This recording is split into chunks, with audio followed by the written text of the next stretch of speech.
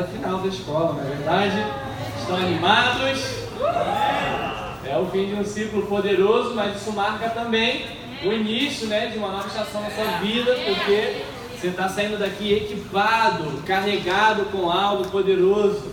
Você não está aqui adquirindo apenas conhecimento natural, mas na verdade você está sendo edificado na sua fé, sendo edificado no seu espírito e construindo algo no seu ministério. A cada aula que você vem aqui, você vai colocando um pilar, né? Vai colocando mais um tijolinho ali na construção do seu ministério, na construção e cooperando com o que Deus quer fazer na sua vida para alcançar outras vidas, amém? Amém? Vamos orar rapidinho. Pai, obrigado por essa noite, obrigado, Senhor, pela Tua Palavra, pelo Teu Espírito Santo que nos instrui, nos corrige, nos ensina toda a verdade. Pai, obrigado porque não estamos sozinhos, mas temos a Tua Palavra e o Teu Espírito Santo que nos ajudam em todas as áreas das nossas vidas, Senhor.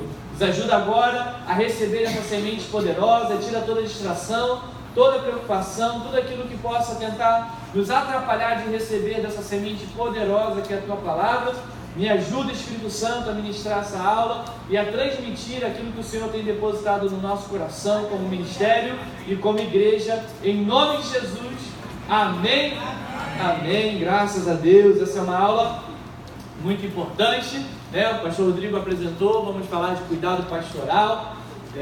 Talvez você está aqui nessa noite e você já tenha, ao longo da jornada, né, da escola de ministério, ou antes disso, em algum momento da sua vida, recebido uma confirmação, uma indicação de Deus que você tem um chamado pastoral. Então eu vou te recomendar que, se você já tem a convicção desse chamado, que você redobre a sua atenção, esteja duplamente atento, tomando notas, aproveitando esse tempo e esse ensinamento, porque isso vai somar muito na sua vida. Agora, talvez você não tenha essa direção ainda, ou o Espírito Santo confirmou ao longo desses dias, desses meses, que você é chamado como evangelista. Ainda assim, todo ministro pode tirar um excelente proveito dessa palavra, que vai nos ensinar sobre esse aspecto do ofício pastoral, que é o cuidado das ovelhas. Então, na sua liderança, mesmo chamado como apóstolo, mestre, evangelista, algum dos outros ofícios que não seja o pastoral, na sua liderança, na sua posição como líder, certamente, de alguma forma, você vai tocar esse ofício no que se diz respeito ao cuidado daqueles seus liderados. Então, ainda que você não venha a ser um pastor de fato, ou cumprir um ofício pastoral, certamente como um líder nessa geração, um líder nessa igreja, em algum momento você vai se deparar com uma situação que você vai se lembrar, ou vai colocar em prática aquilo que você vai aprender com essa disciplina, amém? Amém. É bom que a gente está tendo um tempo aqui nós acreditamos, né, nós falamos sobre isso, inclusive aqui com vocês, com uma turma tão maravilhosa como tem sido a turma da EDM, dessa turma desse ano, de 2019, e é importante a gente, quando a gente fala sobre cuidado, né, o apóstolo deu essa aula no ano passado e eu tomei tempo para ouvir, né, a gravação da aula e adicionar algumas coisas na matéria, mas basicamente pegar a estrutura do que ele ensinou, e o Espírito Santo continuou me ensinando, né? Toda vez que a gente tem contato com a palavra de Deus, é uma oportunidade para o Espírito de Deus ministrar coisas novas e linkar com o nosso dia a dia, linkar com coisas que nós temos vivido na nossa caminhada, no nosso ministério. E uma coisa que é muito importante, que o apóstolo falou na aula dele, ele já introduziu falando isso, né? Falando nessa direção. Uma coisa muito importante de salientar, antes da gente avançar, é que é diferentes formas de cuidado e diferentes formas que cada um cuida das pessoas. E ele introduziu isso dizendo que nós deveríamos proteger o nosso coração, como liderados e como aqueles que vão liderar também, de não compararmos a nossa forma de cuidar com a forma de outras pessoas, tampouco comparar, por exemplo, a forma que um pastor tem de cuidar como outro pastor talvez tem de cuidar, ou como um pastor tem de cuidar e o apóstolo tem de cuidar, né? Ele já introduz nos oferecendo essa blindagem para o nosso coração, oferecendo essa ferramenta que vai nos proteger dessa coisa maligna que é a comparação. Porque quando a gente fala sobre padrões de cuidado, talvez você aí vai começar a conectar algumas características que você vê talvez em um pastor e não vê tanto em outro pastor, mas esse outro pastor ele vai ter outras características, né, ou uma outra forma de cuidado diferente de como você vê em outro pastor. Alguns pastores exercem uma liderança e um cuidado que é muito mais voltado, por exemplo, a uma liderança através do exemplo, né? Ele ensina com uma ênfase em fazer, né, demonstrar fazendo.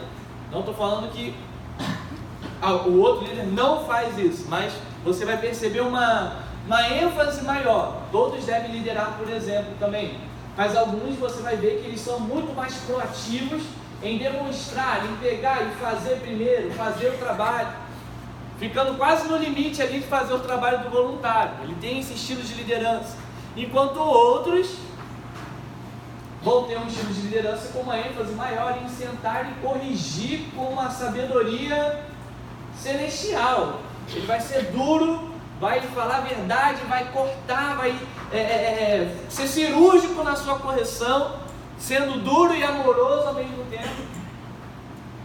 Mas ambos têm a sua estratégia e têm formas e vão aplicar o padrão que nós vamos apresentar aqui.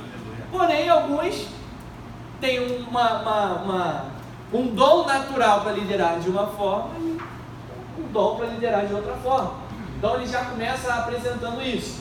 Formas diferentes de cuidado, a gente tem que ter essa blindagem de não comparar e começar a puxar aqui e falar, poxa, mas pastor tal cuidava de tal forma, enquanto outro pastor tal cuidava de uma outra forma. E não, nós vamos aprender a olhar para os aspectos do cuidado e a reconhecer também. A gente precisa aprender a reconhecer. E já que ele introduziu sobre isso, eu adiciono. Se você tem sentido uma falta no cuidado, por exemplo, do seu pastor, em algo que talvez para você é uma necessidade muito grande e ele aborda de uma outra forma, ore a Deus para que o seu pastor se desenvolva em mais aspectos de cuidado. Por quê? O apóstolo chegou a falar sobre isso, mas acho que não foi na aula, mas em alguma liderança ele faz uma comparação sobre a forma de liderar com as linguagens do amor. Talvez você já tenha passado num curso de casais ou já lido o livro sobre isso, sobre as formas como nós temos, né, seres humanos, de nos comunicar, que temos linguagens de amor. Para alguns é atos de serviço, né? Ele manifesta o seu amor servindo as pessoas, sendo prestativo, e da mesma forma ele se sente amado quando alguém responde dessa forma. Para outros é palavras de afirmação, é quando ele é encorajado, elogiado, quando ele é empurrado. Da mesma forma é mais comum que ele demonstre o seu amor dessa forma. O próprio apóstolo, quando ele dá exemplo, ele fala que a forma dele se comunicar ou demonstrar o seu amor é através de dar presentes. Eu esqueci como é que é o nome da linguagem de amor, assim, oficialmente, mas é tipo, presenteando as pessoas. Ele ama pegar, tipo, sei lá, o relógio dele e dar o sapato, o que ele tiver ao alcance, ofertar na vida de alguém, né? Isso é uma forma dele demonstrar amor e de cuidar. Eu estou apresentando isso apenas para a gente ver que são formas diferentes de amor, né? De comunicação, de amor, de se sentir cuidado, amado, e que talvez você tenha uma necessidade de ser amado de uma tal forma, porque é a sua linguagem de amor, e você está debaixo de uma liderança que ela é melhor em se comunicar numa outra linguagem de amor. Isso não significa que o seu líder não cuida de você, né? Tenha esse cuidado e aprenda a discernir, e se tiver difícil discernir, peça ajuda ao Espírito Santo para aprender como o seu pastor se comunica. Ande perto dele, se aproxima dele, tenta se comunicar, conversar, marca com ele. E você vai começar a aprender. Meu pastor fulano, já entendi como ele se comunica. Já entendi que talvez ele não me elogiou tanto quanto eu gostaria, né? Se é que você poderia estar esperando elogio, mas dá para se entender que tem personalidades que são alimentadas com esse bom encorajamento. Mas eu tenho visto que ele tem se esforçado de outra forma, ele tem me servido de várias outras formas, ele tem liderado o caminho na prática, ele é um cara que está sempre aqui antes de sair por último, entende? Então vamos blindar o nosso coração em relação ao cuidado. Todo cuidado é valioso, e sim, Deus quer cuidar de você em sua necessidade, quer cuidar de você do melhor jeito que você precisa, mas se você tem sentido essa dificuldade, eu estou te dando um caminho. Ore pela sua liderança, antes de reclamar dele, antes de comparar ele com outra liderança, ore por ele. Segundo, se aproxime dele, para aprender como ele se comunica, como ele funciona, para se alinhar com ele, né? Deus colocou debaixo dele por um propósito, né? Nessa linha por onde as bênçãos de Deus correm, a linha da submissão e da honra. Deus colocou debaixo daquela liderança por algum motivo. Talvez seja para você também aprender uma nova forma de se liderar, porque no futuro você vai ter liderados que precisam de formas diferentes também de atenção. Então tome como proveito. Poxa, ele tem uma linguagem diferente, eu vou me aproximar dele para eu aprender como eu posso me comunicar, como eu posso liderar, como eu posso exercer o meu cuidado, o meu amor da forma como ele tem feito. Ele é o melhor em atos de serviço, eu vou aproveitar o máximo disso. Eu vou pegar o exemplo dele e vou aproveitar o máximo disso. Amém? Amém.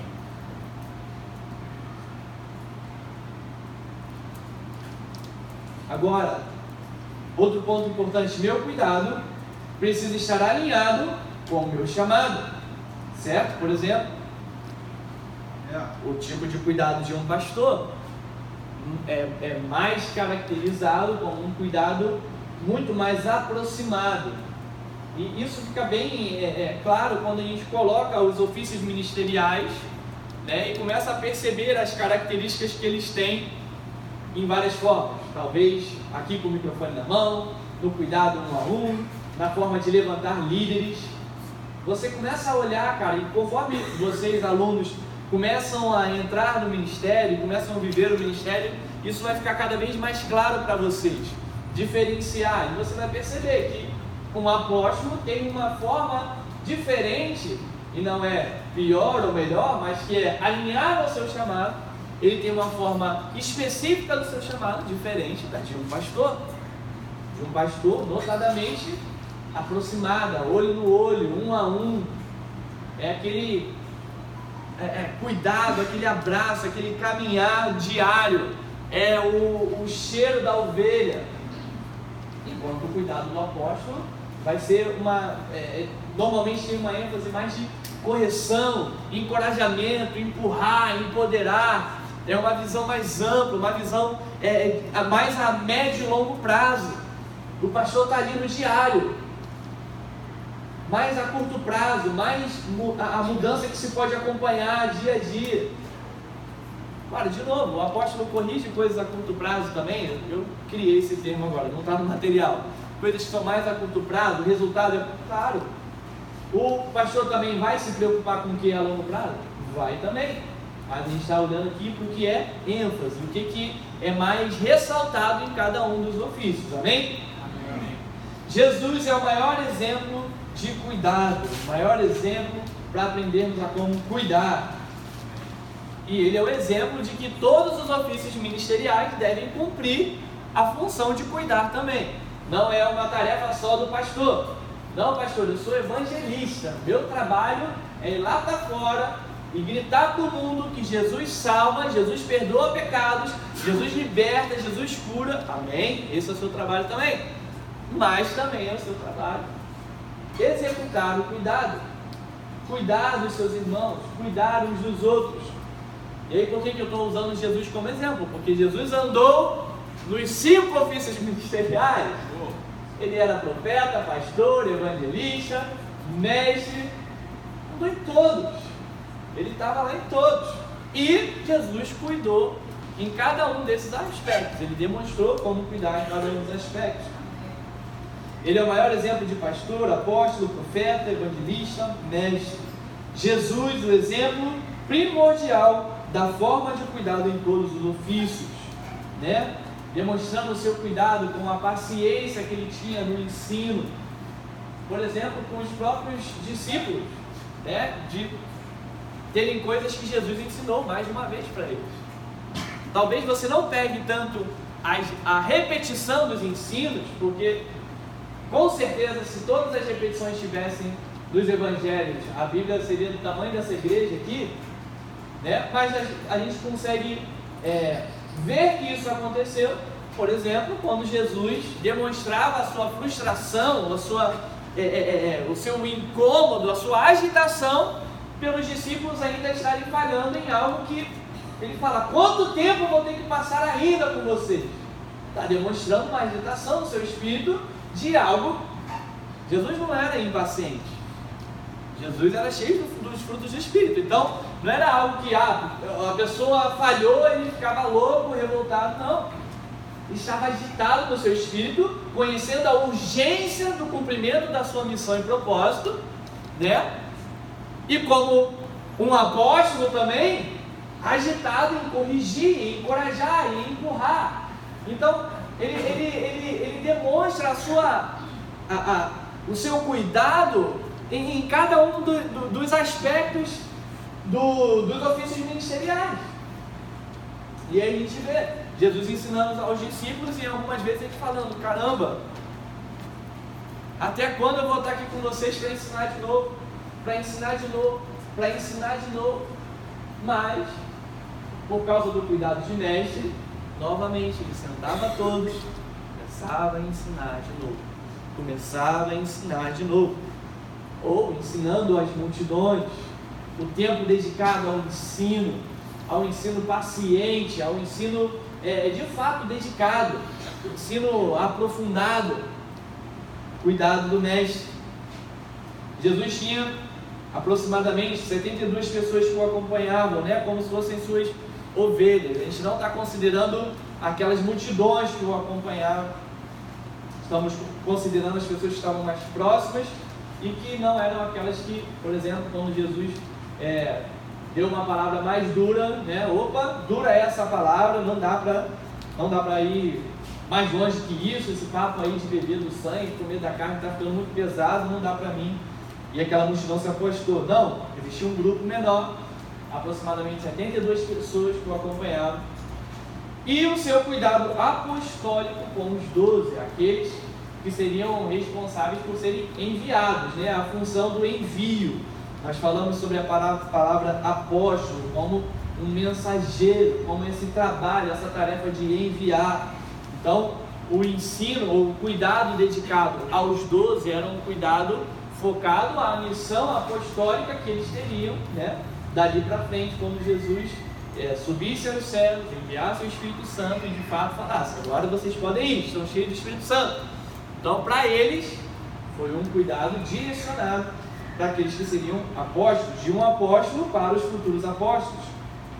Agora, vamos falar sobre alguns atributos do cuidado. A gente avançou aqui Jesus como o maior exemplo de cuidado. Conforme você lê os evangelhos, você começa a perceber essa característica de Jesus como pastor, mestre, apóstolo, profeta, exercendo o seu cuidado alinhado com o seu chamado. E claramente você vai perceber que quando Jesus está exercendo o seu ofício de profeta, ele também está cuidando como um profeta. Quando ele está exercendo o ofício de mestre, quando ele está ensinando, ele também está cuidando como um mestre. Primeiro ponto, cuidado pastoral ou ministerial, já que estamos falando para ministros também, é exercer a autoridade divina. Cuidado pastoral é exercer a autoridade divina. Eu vou abrir aqui em Efésios, capítulo 4. Efésios, capítulo 4, versículo 11.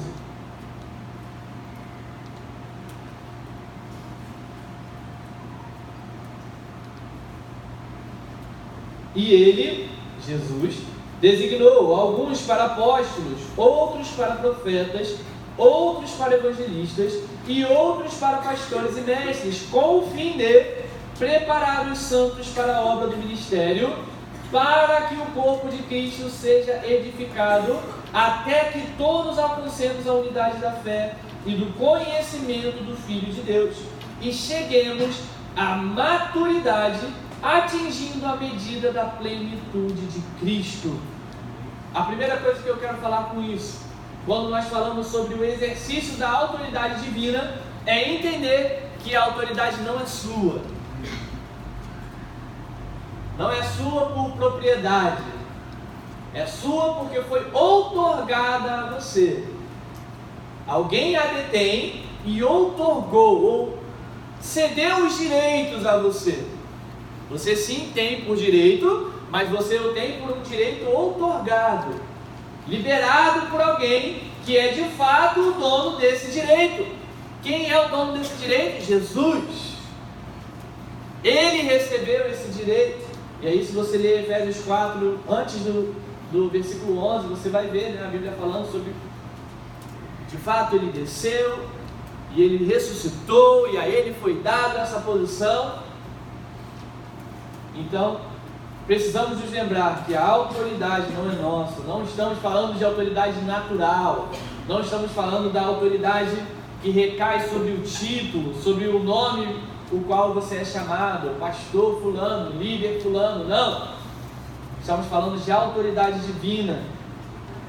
Quando entendemos que a autoridade que Deus nos deu não é nossa, mas para nós. Outro ponto que você tem que entender. Primeiro, não é sua por propriedade, né? Alguém é dono e outorgou. A segunda é, ele te cedeu.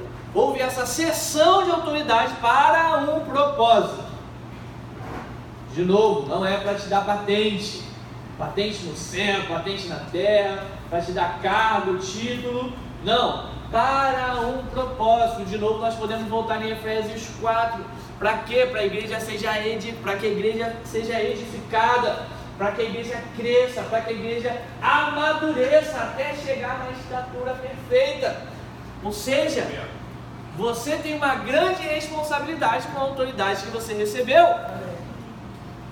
Ele cedeu a autoridade, ele concedeu a autoridade que é dele, Senhor da autoridade, para que você seja um instrumento de edificação, para que você seja um construtor do reino, para que você seja um peão do reino, construindo.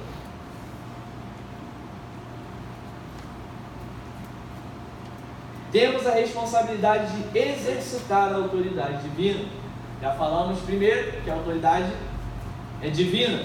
Segundo, que ela é para um propósito, não é para te dar posição. Terceiro, o exercício da autoridade divina vai gerar uma manifestação sobrenatural. Resultados sobrenaturais são obtidos através da aplicação de princípios sobrenaturais.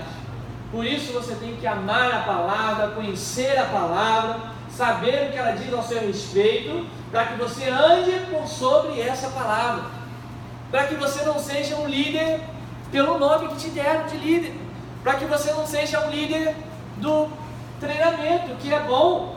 Treinamento ensina muitas coisas. Mas se você não pegar a substância da palavra, que é o que vai te fazer andar sobre um fundamento sólido, vai ser só uma posição, vai ser só um título, e não vai manifestar resultados sobrenaturais. Porque o que você vê de resultado, talvez as pessoas se submetendo, obedecendo você, vai ser resultado de autoridade natural.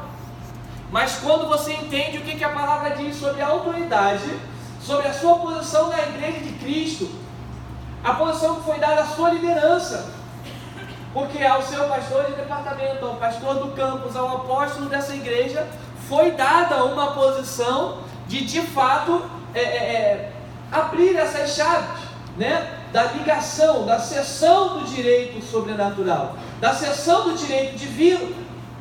Você é colocado numa posição e recebe, você está ali alinhado com uma liderança e recebe a autoridade sobre membros do corpo. Agora, se ficar com a autoridade natural, ficar com o nome de líder, eu tenho certeza que quando o seu pastor deixar passar 2, 3 meses, ele vai encontrar manifestação de resultados naturais. Voluntários que só te obedecem, talvez fazem a tarefa muito bem, talvez quando você os corrige, eles aceitem. Não concordo, mas aceito. Cara, como eu já ouvi isso, eu não achei que era certo. Eu falei, caraca, eu preciso melhorar a minha liderança. Eu preciso melhorar como líder. Eu preciso crescer como uma autoridade, ou como alguém que anda na autoridade divina. E eu já ouvi isso. São muitos anos de ministério. Não precisou de muitos anos. Principalmente no começo. Eu não concordo, mas aceito. Não concordo não, mas tá bom, vou fazer. É um sinal para você, será que eu estou de fato andando no que a palavra diz? Será que eu estou exercendo a autoridade divina? Eu estou pegando o que a palavra diz? E gente, há algo muito poderoso. A gente está no mundo natural, por estar no mundo natural, é muito fácil que a organização, as coisas naturais, a hierarquia natural, tente nos fazer esquecer do que a igreja representa no mundo espiritual. A gente está no mundo natural, então os nossos sentidos, os nossos olhos, nossos ouvidos, nosso tato, eles são constantemente tentados eles constantemente nos influenciam a acreditar que o mundo natural é mais real, é mais importante que o mundo espiritual. Por quê? Você está 24 horas recebendo impressões naturais, por causa da sua visão, do seu tato, da sua audição, né? E se você não vive no Espírito, e o que isso significa? Viver no Espírito, receber impressões do seu Espírito, aliás, do Espírito de Deus no seu Espírito. O que acontece? Você é mais influenciado pelo natural do que pelo espiritual. E aí você traz isso para a sua liderança na igreja. Você passa a viver como um líder natural, que organiza, que dá direções, dá ordem, corrige um atraso, corrige coisas, tarefas, organização de time. Mas será que você tem produzido, o resultado da sua liderança tem manifestado resultados sobrenaturais? Honra, multiplicação, pessoas te seguindo de fato, liderados que querem, quero andar perto de você, cara. Você tem um espaço aí para a gente se encontrar, um tempo aí para a gente conversar, um tempo para você me contar como você, se prepara para dar uma palavra, como você se prepara durante a semana. Alguém tem falado isso para você, tem te perguntado, caraca, vamos sentar um dia para tu me dar umas dicas de como é a sua semana, cara, como que é para você escrever uma pregação? É um termômetro, certo? Autoridade divina, andar em autoridade divina, exercendo a autoridade divina, certamente vai manifestar resultados sobrenaturais. Amém. Muito bom falar sobre isso, gente. Eu já gastei 30 minutos de aula e ainda estava no ponto 1. Então vamos ficar aqui. A igreja local não é uma organização. Nós temos organização, é necessário ter procedimento, métodos para ensinar, mas a igreja ainda é o corpo de Cristo. Aleluia! Antes de tudo, ela é o corpo de Cristo. Ela é o lugar por onde flui o poder de Cristo, que é o cabeça, autoridade sobre esse corpo, e a cabeça ela é o que? Ela é o central, é o centro de comando. Se você pensar num corpo biologicamente, é o centro de comando, ela representa essa central de comando. E o corpo precisa estar sujeito ao comando, para ele executar resultados efetivos. Isso faz toda a diferença quando a gente fala, inclusive, sobre, sei lá, performance do corpo. A diferença é que uma mente focada, por exemplo, tem em gerar resultados no corpo de um atleta, vamos dizer assim. O foco, a concentração, a mentalidade. É um corpo alinhado com a mente, pronto para obedecer a mente, em posição de exercer o que a mente diz. Porque a mentalidade vencedora, ela diz: vamos, eu vou entrar para ganhar. Essa corrida é a minha. Vamos botar aí o exemplo de um atleta, atletismo, 100 metros raso. Essa é a minha prova, esse é o meu dia. Eu me preparei, eu treinei, eu estou pronto. Hoje é o dia da minha medalha de ouro. E o corpo dele se sujeita à sua mente. A mente tem esse, o poder, o centro de comando. Com um corpo submisso a ele, tem o poder de potencializar o desempenho do corpo.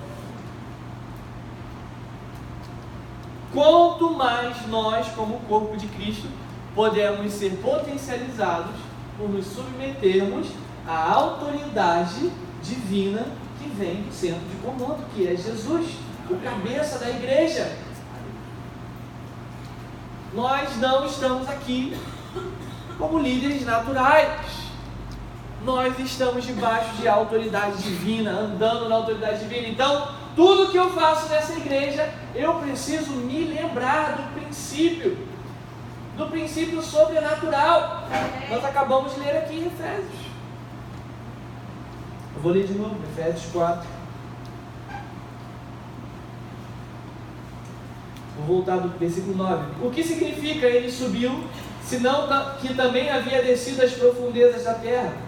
Aquele que desceu é o mesmo que subiu acima de todos os céus, a fim de encher todas as coisas. E ele designou alguns para apóstolos, outros para profetas, evangelistas, pastores e mestres, com o propósito de preparar os santos para a obra do ministério, para que o corpo de Cristo, ou para que a igreja seja edificada, até que todos alcancemos a unidade da fé e do conhecimento do Filho de Deus, e cheguemos à maturidade, atingindo a medida da plenitude de Cristo. Amém. Aleluia! Amém. Cuidado pastoral, ou seu cuidado ministerial, você vai aplicar isso no seu ministério como líder, ou qualquer outro ofício, é exercer a autoridade divina. Amém.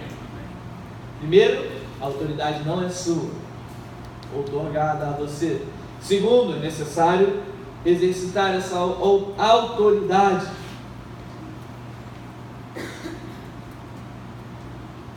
O cuidado que exercita a autoridade divina, ele corrige, direciona e encoraja. Nota essas três palavras aí: corrige, direciona, encoraja. Corrige, direciona, encoraja. Corrige, traz luz onde há algo errado, traz clareza, fala a verdade, trabalha com a verdade, senta e fala a verdade. Direciona, mostra o caminho certo. Qual é a forma certa de se fazer? Encoraja, lembra a pessoa: você pode, você tem a unção que provém do Santo. Eu confio em você. Você vai falhar, mas nós não somos perfeitos. Eu acredito em você. Vamos tentar mais uma vez. Vamos levantar e tentar de novo.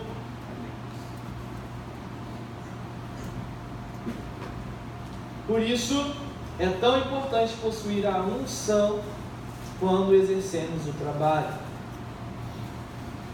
A apóstola falou ontem sobre trazendo esse aspecto da unção com a consagração e o entendimento de ter sido ungido ou consagrado para exercer um propósito divino. É andar sobre o fundamento da palavra, é lembrar do que Efésios 4 está dizendo. Exercer um propósito divino, trabalhar com Deus para a edificação da sua igreja, corrigindo, direcionando, encorajando. Aleluia! Por isso é tão importante você possuir a unção para exercer o trabalho. E possuir a unção passa também sobre compreender a unção. Isso dá toda uma aula também. Não adianta só alguém pôr as mãos sobre você, te dar ou te empoderar para fazer, te levanta, se você não aprender a andar na unção, a compreender o que a unção representa. Isso tem muitos aspectos, eu precisaria de uma outra aula para a gente abrir mais isso. Na próxima aula, que eu já quase atingi o tempo aqui, a gente vai falar sobre outros aspectos do cuidado, né? Na terça-feira. Vamos falar sobre os riscos que nós corremos como ministros quando estamos exercendo essa função do cuidado, de como nós devemos ter uma convicção firme, o tipo de disciplina que nós devemos trazer para os liderados, o compromisso, ou o nutriente necessário na correção, como nós devemos encorajar que o liderado cresça até se tornar independente, não seja dependente de nós, não seja um bebê para sempre, dependente do pai e da mãe ali, sempre voltando, empurrando ele para o crescimento. E também vamos falar sobre o que o cuidado ministerial não é. Parece cuidado ministerial, mas não é. Vamos falar sobre isso na terça-feira que vem também. Amém, gente? Amém. A gente vai ter a pausa para o café aqui. Na terça-feira nós vamos voltar com a parte 2 dessa matéria. E quarta tem prova, hein? Então se prepare aí.